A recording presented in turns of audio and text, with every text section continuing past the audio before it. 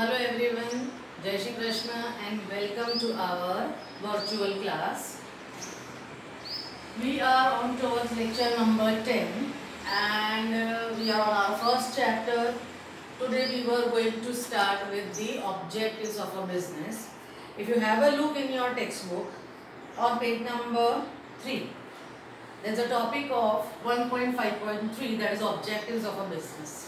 Now, there are various types of objectives. There can be n number of objectives. There can be multiple objectives of a business. But before knowing what objectives they have, we have to first know what is an objective. Objective बहुत सारे तरीके के हो सकते हैं business के, पर कौन कौन से ऑब्जेक्टिव्स हैं ये जानने से पहले हमारे लिए ये जानना जरूरी है कि ऑब्जेक्टिव्स क्या होते हैं. ऑब्जेक्टिव्स होते हैं purposes. Objectives are the purposes. So objective is a purpose, or it is an aim of the organization, or it is the end result. It is the end result. तो end result क्या organization चाहती है, तो वो जो end result चाहती है वो उसका objective हो जाता है. वो क्या पाने के लिए अपने सारे resources का use कर रही है. तो जिन चीज़ों को पाने के लिए वो अपने रिसोर्सेज का यूज़ कर रही है उन सारी चीज़ों को कहा जाता है ऑब्जेक्टिव्स. ऑब्जेक्टिव्स काफ़ी सारे हो सकते हैं. आपके सिलेबस में दो ब्रॉड कैटेगरीज दी गई हैं ऑब्जेक्टिव्स की. एक है इकोनॉमिक ऑब्जेक्टिव और दूसरा है social objectives. There can be national objectives also, right, but those national objectives are not in your syllabus. May be at the higher level you will study. You will definitely study in graduation. There are national objectives also that you can study.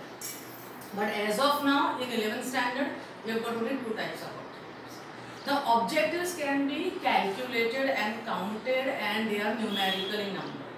They can be verified. What happens here? Objectives, say for example, an organization has got objective of earning rupees 2 crores. तो what is the objective कि एक साल में हमको 2 करोड़ रुपए कमाने हैं. इस तरह का ऑर्गेनाइजेशन का ऑब्जेक्टिव हो सकता है. तो what can be the objective? Rupees 2 crore of profit.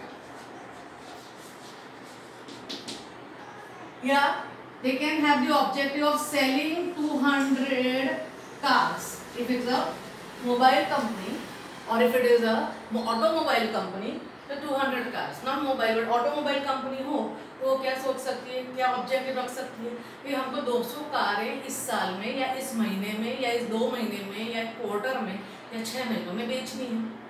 तो 200 कारें प्रोड्यूस करनी है और बेचनी है. तो ये भी उनका ऑब्जेक्टिव हो सकता है. या एक पर्टिकुलर कंपनी का मार्केट शेयर है 20%. पूरे मार्केट में this is shown, market share is shown like this. पूरे मार्केट में उस पर्टिकुलर कंपनी का हिस्सा है इतना, ये, और दूसरी और भी कंपनीज है जिनके हिस्से यहाँ पर दिए हुए हैं. दिस इज कंपनी ए. ये कंपनी ए का हिस्सा है, ये बी है, ये सी है, ये डी है और ये ई है. तो ये 5 कंपटीटर्स हैं, और उन 5 कंपटीटर्स में मार्केट में जितना भी सेल होता है उसका 21% सेल ए का है. मतलब मार्केट में ए का हिस्सा है 20%, which is known as market share. अब ये इस कंपनी का प्रेजेंट करंट सिचुएशन है, और इनका ऑब्जेक्टिव है हमको अपना मार्केट शेयर जो है 30% तक ले जाना है. तो 30% market share, that can be the objective. इनका 30% है जो कि पूरे मार्केट में this is first, this is second, this is third, this is fourth and this is fifth position पर है. आपकी कंपनी कौन सी पोजीशन पर है? 5th पोजीशन पे, और आपको 5th पोजीशन से 3rd पोजीशन पर आना है. तो ये भी आपका ऑब्जेक्टिव हो सकता है. दूसरा आपका ऑब्जेक्टिव हो सकता है कि अभी फिलहाल हमारे पास 1000 एम्प्लॉयज हैं, और हमारा ऑब्जेक्टिव है कि हम ज़्यादा से ज़्यादा लोगों को एम्प्लॉयमेंट दें. तो from 1000 we want to increase it to 1500 employees. तो आपको क्या बढ़ाना है? आपको बढ़ाना है एम्प्लॉयमेंट. ये भी आपका ऑब्जेक्टिव हो सकता है. ठीक है, आपका ऑब्जेक्टिव रुपीज में हो सकता है, नंबर ऑफ प्रोडक्ट्स में हो सकता है, मार्केट शेयर के परसेंटेज में हो सकता है, पोजीशन में हो सकता है, या नंबर ऑफ एम्प्लॉयज में भी आप अपना ऑब्जेक्टिव सेट कर सकते हैं। तो objective can B set in terms of any unit, it can be in terms of rupees, in terms of the units of production and sales, in terms of market share, in terms of a position, and in terms of number of employees. So what I mean to tell you is the meaning of objective. Meaning is the end result at a particular time period end. What do you want to achieve? Objective 1 महीने के भी हो सकते हैं, 1 हफ्ते के भी हो सकते हैं, 1 दिन के भी हो सकते हैं, 2 महीने, 5 महीने, whatever it is, 1 साल का भी हो सकता है, 10 सालों का भी हो सकता है। तो ऑब्जेक्टिव के लिए एक पर्टिकुलर टाइम पीरियड डिसाइड किया जाता है, उस टाइम पीरियड में जो जितना ऑब्जेक्टिव अचीव करना चाहता है वो प्री डिटरमिन किया जाता है, पहले से तय किया जाता है, ठीक है। और फिर उतने समय में रिसोर्सेज को ऑप्टिमम यूटिलाइज करके उस ऑब्जेक्टिव को अचीव करने की कोशिश की जाती है। तो ये ऑब्जेक्टिव का आपका एम, ये आपका एंड रिजल्ट है, and result eight the end of that period. 6 महीने का ऑब्जेक्टिव होता है, तो 6 महीने के एंड में क्या रिजल्ट चाहते हैं आप, तो आपका एंड रिजल्ट। 6 महीने के एंड में हम 2 करोड़ रुपए कमाना चाहते हैं, तो ये हमारा एंड रिजल्ट है। 6 महीने के एंड में हमारा रिजल्ट क्या होना चाहिए कि हमारे पास 2 करोड़ का प्रॉफिट होना चाहिए, तो ये आपका बन जाता है एंड रिजल्ट, मतलब ये आपका बन जाता है ऑब्जेक्टिव। तो इस तरह से ऑब्जेक्टिव 2 प्रकार के होते हैं, आपके सिलेबस के अनुसार 2 प्रकार के हैं, economic objective and social objective. और objective can be in terms of all these things, they are the types, economic and social objectives are types, these are in terms of, you can calculate them in terms of all these units. Okay, so we start with the objectives. Though the primary objective of business is making profit, I told you objectives can be many. Main objective हमेशा profit होता है, उसके अलावा organisation के 10 objectives हो सकते हैं और सारे के सारे ऑब्जेक्टिव साथ में अचीव किए जा सकते हैं। ऑर्गेनाइजेशन ये 4 ऑब्जेक्टिव भी साथ में अचीव कर सकती है कि हमारा ऑब्जेक्टिव है 2 करोड़ रुपए कमाना 200 कार बेचकर, ये करेंगे तो हमारा मार्केट शेयर 30% हो जाएगा और हमारा पोजीशन तीसरा हो जाएगा। तो एक ही साथ ये चारों ऑब्जेक्टिव भी वो सेट कर सकते हैं और इसके साथ साथ हम एम्प्लॉयमेंट भी बढ़ा सकेंगे, तो हमारी एम्प्लॉयमेंट भी बढ़ जाएगी। तो इसके साथ साथ 5 ऑब्जेक्टिव भी साथ में वो अचीव कर सकते हैं। तो ज़रूरी नहीं है कि एक ही ऑब्जेक्टिव होता है, ऑर्गेनाइजेशन के काफ़ी सारे ऑब्जेक्टिव्स हो सकते हैं, वो सारे साथ में अचीव भी हो सकते हैं। Though the primary objective of business is making profit, more than one objectives are accepted due to awareness among customers, restrictions of state, and changing conditions. The objectives of business can be divided into 2 parts, that is economic and social objectives. Earlier, generally in earlier times, profit was considered to be the main objective, and businesses used to achieve only profit. They did not used to think about the customer welfare. They did not used to think about the government restrictions and government conditions. They only used to think about profit. But later on, slowly and gradually, this kind of the business scenario changed, and now everybody is very much aware about their rights. Even consumers are aware about their rights, so they ask for that. They expect the organization to work according to their benefit. That is why the objectives have also changed. So the first category, that is A, is economic objectives. Economic objectives are related to money. So first is in that profit, the most important is profit. Profit is most important, but profit is not only important. Try to understand the words that I am speaking. Profit जरूरी है, बहुत ज़रूरी है, और सिर्फ profit ज़रूरी नहीं है, ठीक है। सिर्फ प्रॉफिट कमा लें तो आपका ऑब्जेक्टिव अचीव हो जाता है प्रॉफिट का, और उसके साथ साथ आपको अपने कंज्यूमर्स को भी सेटिस्फाई करना है, आपको गवर्नमेंट के रूल्स को भी फॉलो करना है, आपको गवर्नमेंट को भी खुश रखना है। तो ये सारे ऑब्जेक्टिव्स भी उसके साथ साथ अचीव होने चाहिए। Since a business is an economic activity, a reasonable return on the employed capital must be obtained. This return is profit. To earn profit is essential not only for the existence of the business, but also for the growth of business. Profit क्यों चाहिए? Business को जिंदा रखने के लिए profit की जरूरत है। पैसे, money, finance is the blood of business, and if there is no blood, the business will die. Without blood, our human body has got no existence. So if there is no blood in my body, I will not be able to survive. So they need to have finance, they need to have money in the business which they can keep on earning by profit. So to earn profit is essential not only for the existence of the business but also for the growth of business. तो सिर्फ जिंदा रखने के लिए नहीं, growth के लिए भी प्रॉफिट चाहिए. बिजनेस एक्सपैंड करेगा, बिजनेस डाइवर्सिफाई करेगा, बिजनेस दो और नए प्रोडक्ट्स जोड़ेगा, इसके लिए उसके उनके पास पैसे होने चाहिए. तो जैसे जैसे पैसे आते हैं वैसे वैसे बिजनेस ग्रो करता जाता है, और जैसे ग्रो करता जाता है, एक्सपेंशन होता जाता है, वैसे वैसे कस्टमर्स को, शेयर होल्डर्स को, गवर्नमेंट को और इकोनॉमी को, ओवरऑल इकोनॉमी को उसका बेनिफिट मिलता है. Profit is a motivating force, barometer of efficiency and lifeblood of business. This is the most important statement. Underline that, and that will be, you will write it in your homework notebook as a statement of 2 marks. Profit is a motivating force, barometer of efficiency and lifeblood of business. These days, the concept of reasonable profit is accepted instead of maximum profit. By earning reasonable profit, a business unit gets acknowledgement in the society along with earning fair profit. A business unit can be acknowledged by the society and can survive in the competition by earning fair profit. Now, when it comes to profit, there are two concepts, two meanings of profit. Let me give you an example and explain it. When you talk of profit, there are two types of profits. One is reasonable profit. Reasonable or fair profit. और एक और concept है जिसे कहते हैं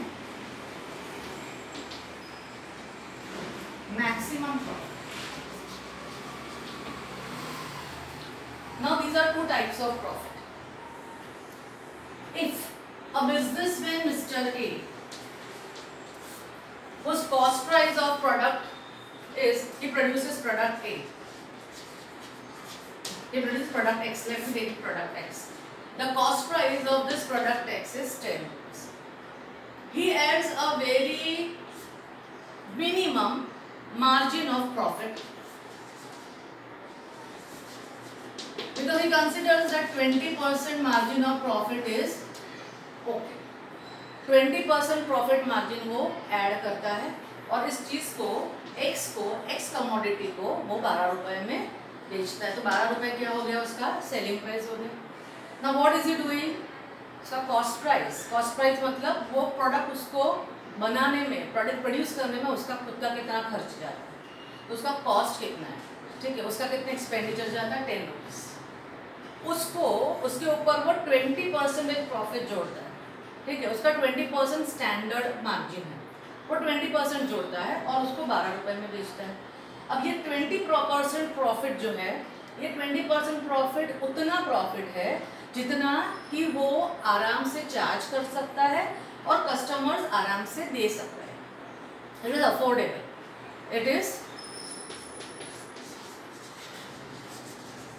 It is affordable to both.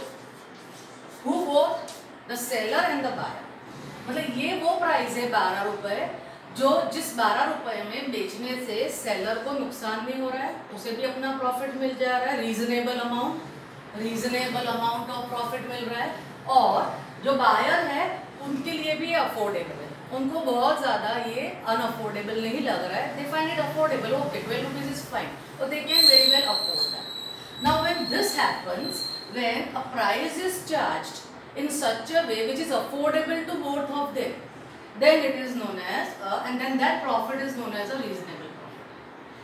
ये profit charge करने के पीछे सेलर का ऑब्जेक्टिव क्या है? To sell the goods, to earn the profit also. So both of them are satisfied. Seller is also satisfied क्योंकि उसका कॉस्ट कवर हो जा रहा है, and buyer is also satisfied कि उसको बहुत ज़्यादा महंगा नहीं लग रहा है. ठीक है, तो ये ऑब्जेक्टिव है. यहाँ पर किसी को चीट करने का कोई ऑब्जेक्टिव नहीं होता है. जबकि maximum profit, When it is maximum profit, the scenario is totally different. Maximum profit में क्या होगा?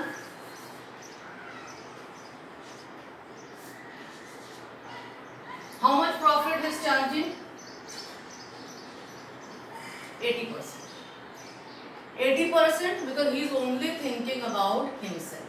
The seller feels that I should get profit. I don't care about customers, whether they afford it or don't afford it. He is trying to exploit the customer. In the earlier case, both of them were satisfied. Here, the seller is happy, but buyers are not. But फिर भी buyers खरीदते क्यों हैं? क्योंकि may be उनके पास इसका कोई और ऑल्टरनेटिव नहीं हो सकता है कि मार्केट में ऐसी और चीज़ इसका कोई ऑप्शन अवेलेबल नहीं है. That is why they are buying it unwillingly. They are buying it, they have got no other option. That is why, but they know very well that they are being cheated. ये कब होता है? इतना सारा price रखने के बाद भी कस्टमर्स खरीदते हैं कई बार. क्यों? क्योंकि हो सकता है कि इसका और कोई ऑप्शन मार्केट में अवेलेबल नहीं है और कस्टमर्स को पता होता है कि ये चीज़ ज़रूरी है और उनको ये भी पता होता है कि हमारे साथ चीटिंग हो रही है, हमें एक्सप्लॉइट किया जा रहा है, हमारा शोषण हो रहा है, फिर भी वो खरीदते. उन सिचुएशंस में जब इतना प्रॉफिट चार्ज किया जाए जहाँ पर one part is satisfied, who seller is satisfied but buyers are not satisfied, then that profit is known as maximum profit. Maximum profit तब तक ही चलेगा. ये बिजनेसमैन, ये आदमी अगर 8 रुपये प्रॉफिट चार्ज करता है 10 रुपये की कॉस्ट प्राइस के ऊपर और 18 रुपये में चीज़ बेच रहा है, ये तब तक ही चलेगा जब तक मार्केट में उसका और कोई ऑप्शन अवेलेबल नहीं है, कोई सब्सटीट्यूट अवेलेबल नहीं. That time there is substitute, no, he will be no way, he will be out of the market. People are waiting for some substitute only.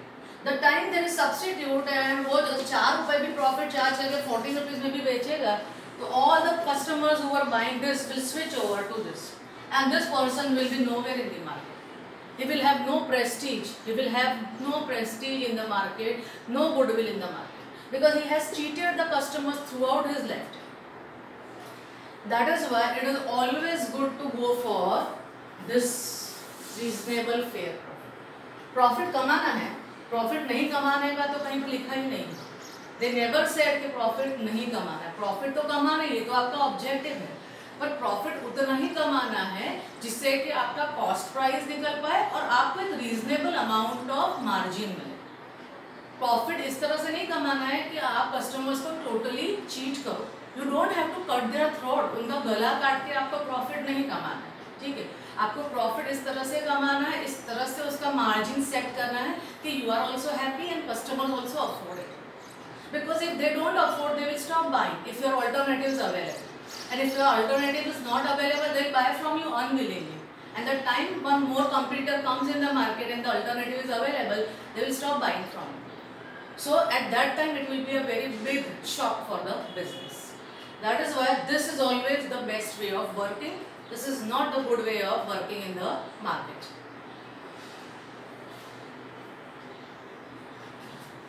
Okay, so I'll read that again. Profit is a motivating force, barometer of efficiency and lifeblood of business. These days, the concept of reasonable profit is accepted instead of maximum profit. तो reasonable profit का concept accept होता है, maximum profit का नहीं होता. ये वाला better है, ये वाला अच्छा नहीं है. By earning reasonable profit. अच्छा, reasonable profit से क्या होगा? The unit gets acknowledgement, it gets prestige. It gets prestige मिलता है, उन्हें इज्जत मिलती है, ऑनर मिलता है सोसाइटी में. Along with earning fair profit, उनका नाम होता है. They have got good name in the market. Credibility बढ़ती है. क्या कहा जाता है कि ये बिजनेस अच्छा है, ये बिजनेस कस्टमर्स को चीट नहीं करता, इसलिए लंबे समय तक कस्टमर्स उनसे उनके लॉयल कस्टमर्स रहते हैं. Along with earning fair profit, a business unit can be acknowledged by the society and can survive. वो बिजनेस तभी सर्वाइव कर पाएगा in the competition by earning fair profit. अगर वो ज़्यादा प्रॉफिट मार्जिन रखेगा तो कॉम्पिटिटर्स से उनका प्राइस हायर हो जाएगा, तो वो कंपटीशन भी फेस नहीं करता. तो रीजनेबल प्रॉफिट रखने के काफ़ी सारे फायदे. पहला फायदा तो ये है कि आपकी इज्जत मार्केट में बढ़ती है, आपकी गुडविल बढ़ती है. दूसरा फायदा ये है आप कंपटीशन में भी अच्छे से आप सर्वाइव कर पाते हो क्योंकि आपका प्राइस कम है, तो कंपटीशन में भी आप बहुत अच्छे से मार्केट में टिक सकते हैं. दूसरा है objective, economic objective, maximization of wealth. The object of profit is a short term concept related with annual income of business. Maximization of wealth is a long-term objective. The projects which increase the wealth of business at a long run are accepted. In the circumstances like depression, business has to give up the objective of profit. The objective of maximization of wealth is retained with the economic benefit of the owner of the business. Now, as I told you, objectives can be for any duration. Objective of profit या objectives जो है वो किसी भी duration के लिए set किए जाते हैं. हर रोज के भी objectives होते हैं जिन्हें हम targets कहते हैं. जो daily objectives होते हैं उन्हें targets कहा जाता है. ठीक है, but there are types of objectives के types हैं. There are certain objectives which are for the period of 1 month or 2 months or 6 months or 1 year or 10 years. Generally जो होता है ऑब्जेक्टिव ऑफ प्रॉफिट जो होता है वो 1 साल के लिए रखा जाता है, क्योंकि बुक्स ऑफ अकाउंट्स हर 1 साल में देखी जाती है. हर साल books of accounts they write the books of accounts and at the end of the year they come to know whether the business has earned profit or not. So profit का concept is related to 1 year time period. 1 साल में कितना profit हुआ ये books of accounts देखकर पता लगाया जा सकता है. पर ये जो प्रॉफिट का ऑब्जेक्टिव जो है वो एक शॉर्ट टर्म ऑब्जेक्टिव है, क्योंकि ये कुछ टाइम पीरियड 1 साल को ध्यान में रखकर किए जाते हैं, सेट किया जाता है. There is one more objective that is maximization of wealth. The wealth and the assets of the business should keep on growing. Now there is a business man mister A and he has a company A. This company A in the first year made a profit of 2 crore rupees. Out of this 2 crore rupees, what did they do? Some part of it, say for example 50 lakh, they gave away to the shareholders in the form of dividend. Share holders ने जिन्होंने इनको पैसे दिए थे, companies जो है वो share holders से पैसे लेकर चलाती हैं. शेयर होल्डर्स क्या होते हैं, कंपनी फॉर्म क्या होता है, ये सब हम लोग चैप्टर नंबर 5 में डिटेल में पढ़ने वाले हैं. तो यहाँ पर आपके अंडरस्टैंडिंग के लिए सिर्फ इतना जानना जरूरी है कि कंपनी जो लोगों से पैसे लेकर बिजनेस चलाती है वो उनकी प्रॉफिट का, क्योंकि उन्हीं के पैसे से उनको प्रॉफिट होता है, तो प्रॉफिट का कुछ हिस्सा वो शेयर होल्डर्स को देती है. ठीक है, क्योंकि share holders are the owners of the company. It may look very weird to you, but shareholders are the owners of the company. And by what logic, that we will study when we study chapter number 5, because this will go into a long discussion. Right now it is not needed. So 50 lakhs is given to shareholders in the form of dividend, और बाकी 1.5 crore is reinvested in the business. वापस business में ही use किया जाता है. कोई भी smart businessman पूरा का पूरा प्रॉफिट खर्च नहीं करता.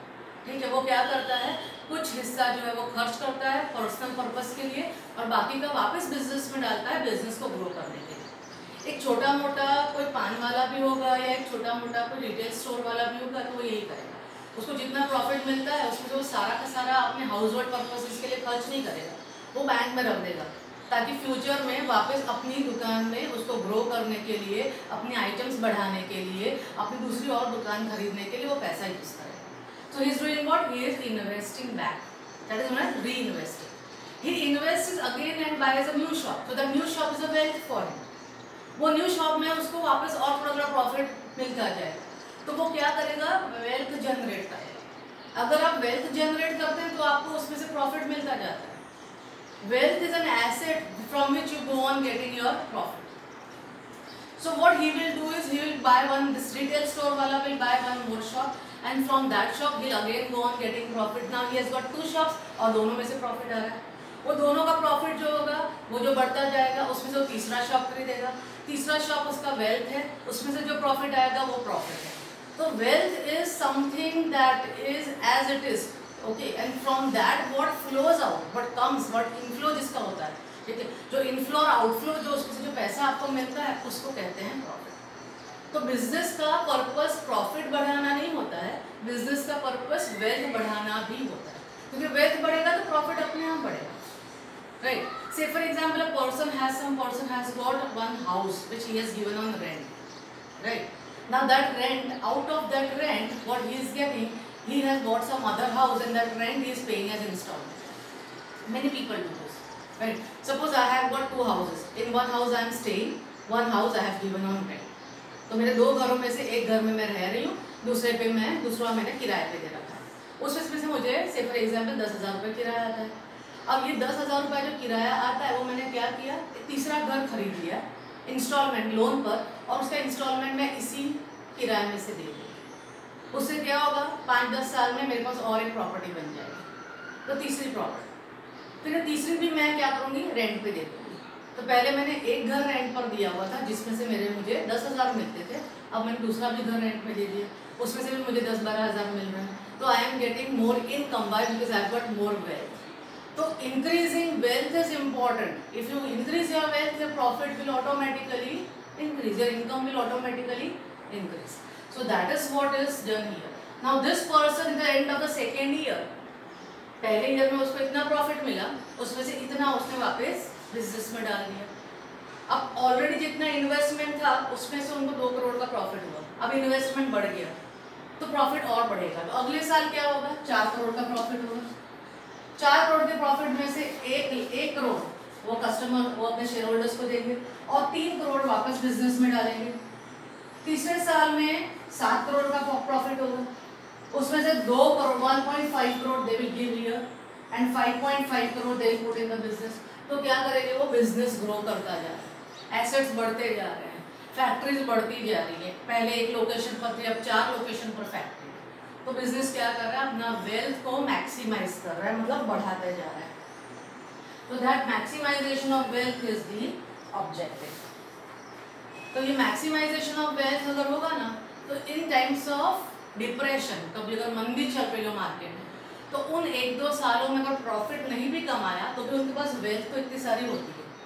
तो in certain years, you know, in certain time of depression, तो if you do not have profit but at least you have wealth, so that is also, that is able for with you know, that is something because of which you can survive in the market. तो market में survive करने के लिए wealth काफ़ी हो जाती है। तो डिप्रेशन के समय पर आपका बिजनेस जो है वो, उसमें कोई फर्क नहीं पड़ता है क्योंकि वेल्थ आपके पास सफिशिएंट है और आपको एग्जिस्ट करने के लिए उतना वेल्थ काफ़ी हो जाता है। Okay, so other economic objectives are, other economic objectives include economic development and growth of business. Economic development होता है, बिजनेस ग्रो होता है, this is same. Expansion of market, जैसे मैंने बताया कि आपको अपना मार्केट एक्सपेंड करना है, मार्केट शेयर बढ़ाना है, वो भी आपका ऑब्जेक्टिव हो सकता है। Best possible utilization of resources, अगर आपको कोई भी ऑब्जेक्टिव अचीव करना हो उसके लिए यूटिलाइजेशन ऑफ रिसोर्सेज सही होना चाहिए। अगर आप अपने मैन पावर का सही इस्तेमाल नहीं करते, मतलब अगर आप उन्हें 8 घंटे की नौकरी दे रहे हैं दिन में और उनसे सिर्फ 6 घंटे काम करवा रहे हैं, मतलब आप उनके 2 घंटे वेस्ट कर रहे हैं। Resource, time is a resource, और 2 घंटों का जो टाइम है वो वेस्ट हो रहा है। अगर आप उनकी स्किल का पूरा इस्तेमाल नहीं कर रहे हैं तो you are wasting their skill which is also resource. Overall you are wasting man power. तो you have to utilise the resources to the optimum extent. आपको अपने टाइम का भी पूरा इस्तेमाल करना है। आपको लैंड जो आपने किराए पर ली है जगह, उसका भी पूरा इस्तेमाल करना है because you are paying rent on that and if you are not using it you are unnecessarily creating a burden. Capital जो आपने लोन बैंक से ली है अपने बिजनेस के लिए, अगर उस पैसों का आप सही इस्तेमाल नहीं कर रहे हैं तो आप उसको वेस्ट कर रहे हैं क्योंकि उसके ऊपर आप इंटरेस्ट तो दे ही रहे हैं। So you are not utilizing it properly. That is also a resource. Land, labor, capital, all these are resources. These are all factors of production and they are also known as resources. So all these things you are going to utilize to the best possible manner. Then only the resource, any kind of objective will be achieved. तो किसी भी objective के लिए resources का utilisation सही होना चाहिए। इसीलिए रिसोर्सेज का यूटिलाइजेशन ही आपका पहला ऑब्जेक्टिव बन जाता है। Application of modern technology, your objective may be to have modern technology. हो सकता है आप सोचें कि मैं अपने ऑर्गेनाइजेशन में मॉडर्न मशीन्स लगवाऊँ, मॉडर्न मशीन्स इंस्टॉल करवाऊँ ताकि मेरा प्रोडक्शन बढ़े, ठीक है, ताकि पर यूनिट कॉस्ट कम हो जाए और मार्केट में मैं कंपटीशन को फेस कर पाऊँ। तो वो भी आपका ऑब्जेक्टिव हो सकता है. So this is all for today. Today we studied the objective, its meaning, and these two types of objectives are there: economic and social. Economic objectives we completed today. Social objectives in the next week. So till then, whatever homework I have given, write that homework and take care. Bye bye.